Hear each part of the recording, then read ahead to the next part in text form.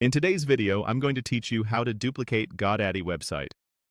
By the end, you'll know how to log in, locate your site, duplicate an existing page, and organize it neatly in your navigation so it's easy for visitors to find. Start by opening your browser and heading to Google.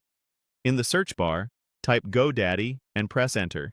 Click the official GoDaddy result to open the site. Sign into your account using your usual credentials. If you use extra verification, have that ready so you can get into your dashboard without delay. Once you're signed in, look to the top right corner and click your username. From the dropdown, choose My Products.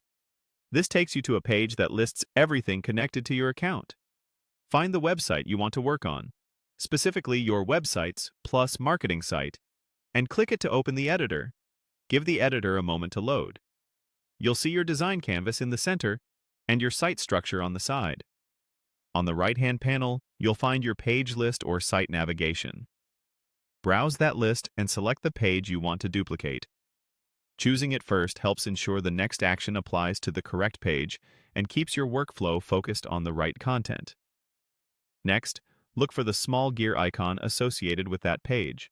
Click the gear to open its settings. In the Settings menu, select Duplicate Page.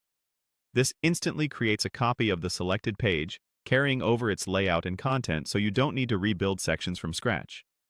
It's a great way to maintain consistent design and save time when creating similar pages. After duplicating, you'll see options for how to add or organize content in your navigation. You can create a brand new page, link to an external website, link to a specific section on a page, or create a drop-down menu. For this walkthrough, choose Drop-down menu.